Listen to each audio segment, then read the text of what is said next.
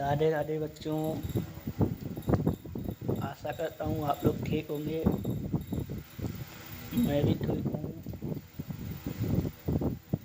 आप लोगों की पढ़ाई कैसी चल रही है? चलिए आज बात करते हैं गणित के ऊपर। हमारा मैथ पर एक वीडियो और भी आया था, लेकिन उसमें कुछ कमियां थीं, जिस कारण शुरुआत से इसे रिलीज हो रहा है। आज तारीख 10 है और हम अपने हिसाब से क्रम चला रहे हैं, इसलिए अवयवों को पहले पार्ट में रखा है, क्योंकि ये आसान है तो इसको आप पहले समझ लीजिए, फिर आगे कठिन से कठिन निपटाते जाएंगे और ये इम्पोर्टेंट भी है। इसीलिए आज की क्लास शुरू करते हैं।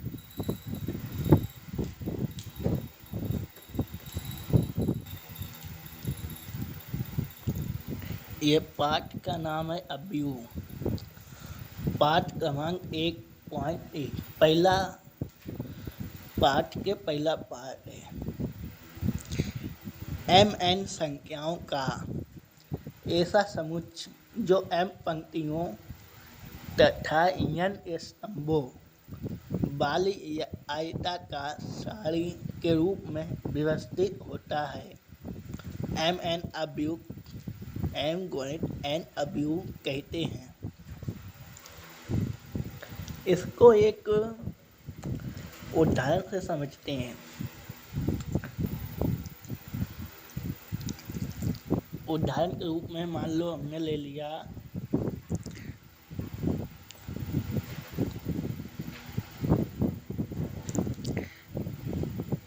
एक 5 2 1। ओके, जैसा कि आपको दिख रहा है 1 5 2 1, ये जो है ब्रेकर,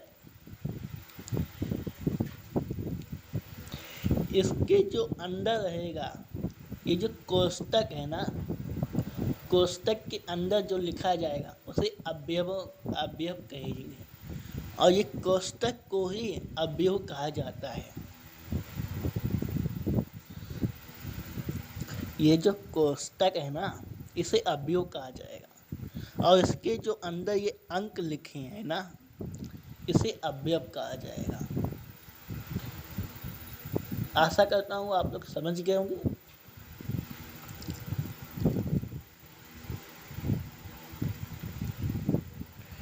एक बार फिर समझा दे। जो कोष्टक है ना, इसे ही अवयव कहा जाएगा। अवयव,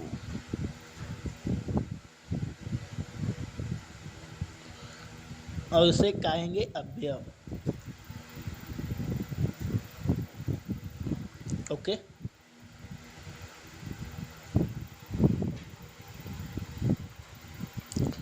चलते हैं फिर अगले सेक्शन की।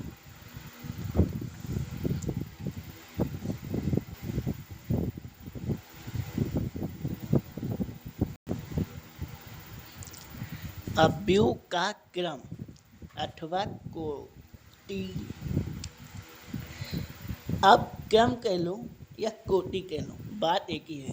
देखिए, यदि किसी अवयव में m पंक्ति तथा n स्तंभ हैं तो उसे mn क्रम का अथवा mn कोटि का अवयव कहते हैं। m गुणित n स्तंभ कह लो, क्रम कह लो या कोटि कह लो, बात एक ही है। अवयव का क्रम लिखते समय पहले सदैव पंक्तियों की संख्या तथा इसके बाद स्तंभों की संख्या, ये याद रखना है। और पंक्तियों की संख्या हमेशा m से प्रदर्शित करते हैं। पंक्तियों की संख्या m से और स्तंभों की संख्या n से। एक बार फिर समझा देता हूँ। अवयव का क्रम लिखते समय सदैव पंक्तियों की संख्या पहले आती है और स्तंभों की संख्या बाद में आती है। अवयवों में पंक्तियों तथा स्तंभों की संख्या बराबर होना आवश्यक नहीं है। जरूरी नहीं कि बराबर हो, जैसा कि यही बराबरी हो, ये इससे बड़ा भी हो सकता है या इससे छोटा भी हो सकता है, और कभी कभार बराबर भी हो सकता है। ठीक है, चलते हैं आगे।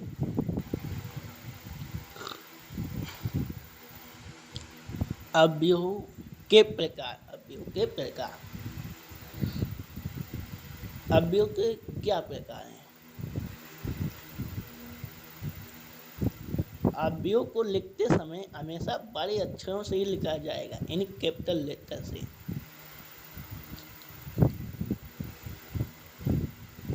यानी कहने का तात्पर्य यह है कि जैसे कि ए बराबर ये अवयव। अब जो कोष्टक के अंदर लिखा जाएगा अंग्रेजी वर्णमाला के, वो स्मॉल में लिखे जाएंगे, और जो ABCDEFG जो भी आएगा उसे कैपिटल में लिखेंगे, बाहर इसे कैपिटल में लिखेंगे और अंदर लिखेंगे स्मॉल में। ये और याद रखना है आपको।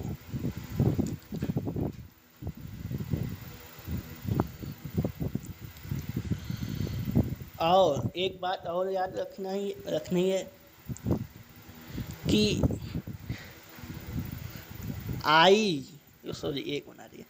आई को पंक्ति कहेंगे और जे को स्तंभ।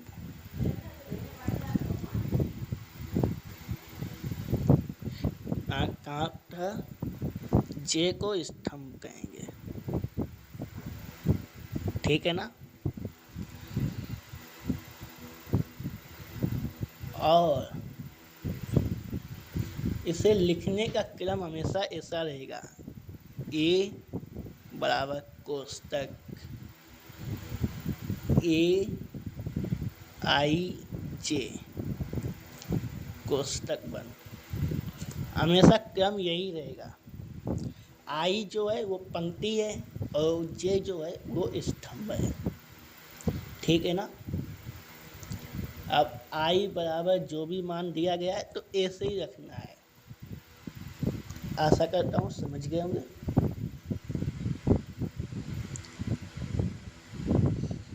चलते हैं मेन मुद्दे पे, अवयवों के प्रकार।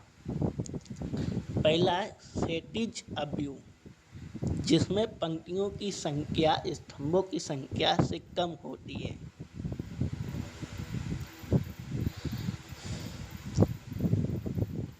कहने का तात्पर्य यह है कि अगर स्तंभों की पंक्तियों की संख्या स्तंभों की संख्या से कम होती है, अगर पंक्ति 2 है तो स्तंभ 3 होगा। इन्हीं स्तंभ जो है वो पंक्ति से हमेशा बड़ा ही होगा। पंक्ति छोटी रहेगी, स्तंभ बड़े रहेंगे। पंक्ति किसे कहेंगे? ऐसे वाले को। स्तंभ किसे कहेंगे? ऐसे। एक बार फिर समझ जा देता हूँ, चलिए आगे समझाऊंगा। अब ऊर्ध्वाधर, आगे ऊर्ध्वाधर अवयव, इसे कैसे समझे? जिसमें पंक्तियों की संख्या स्तंभों की संख्या से अधिक होती है। इसमें उल्टा है, इसमें पंक्तियों की संख्या ज़्यादा हो। कहने का है कि m हमने बताया है कि m है हमारी पंक्तियाँ और n है हमारी क्या? स्तंभ। तो इसमें ये रहेगा, m बड़ा रहेगा और इसमें n बड़ा रहेगा। इससे आप बहुत जल्दी समझ जाएंगे। देखिए, इस वाले में स्तंभ ज़्यादा होने चाहिए और इस वाले में पंक्तियाँ ज़्यादा होनी चाहिए। सिंपल की बात। चलिए आगे चलते हैं।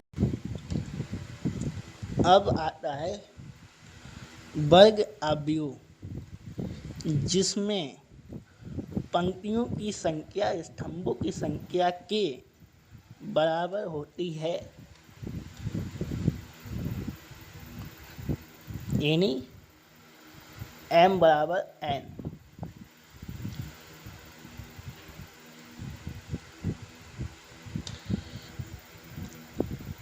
एक, दो, तीन, चार, ये एग्जाम्पल ले रहा हूँ।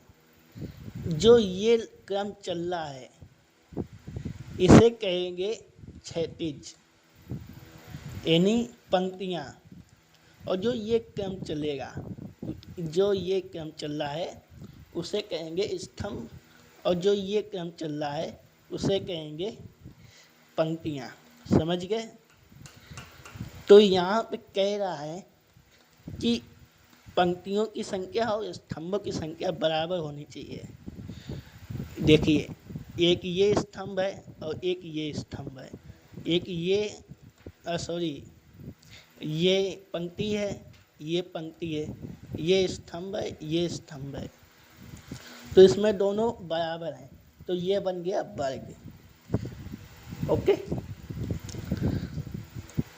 तो इसमें क्या m बराबर n होना चाहिए, तभी वर्ग बनना चाहिए। वर्ग बनाने के लिए ये होता है ना, चारों भुजाएं समान, तो इसमें ये बीच से गायब कर दो, एक एक एक एक, चारों चीज़ें बराबर हैं। जरूरी नहीं एक ही हो, अलग भी हो सकता है। एग्जाम्पल, ठीक है, बढ़ते हैं आगे। पंक्ति अवयव अथवा पंक्ति सदिश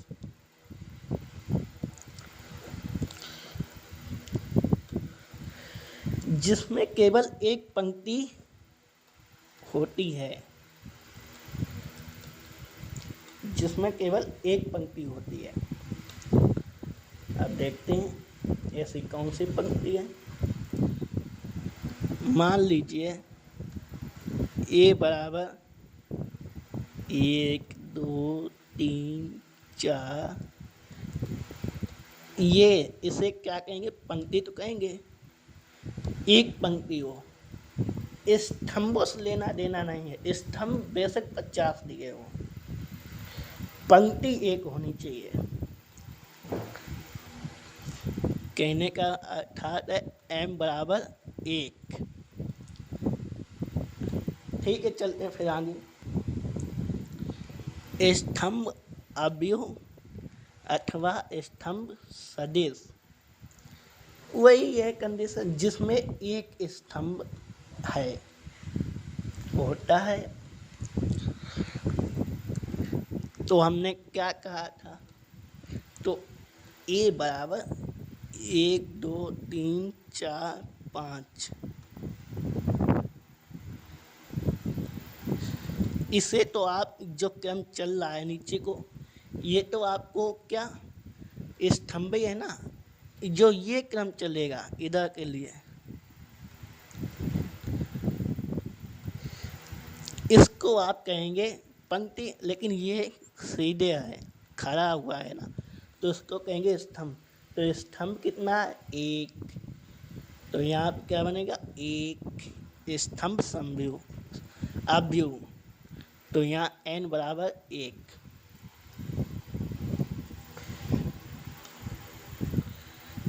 आशा करता हूँ आपको ये क्लास अच्छी लगी होगी।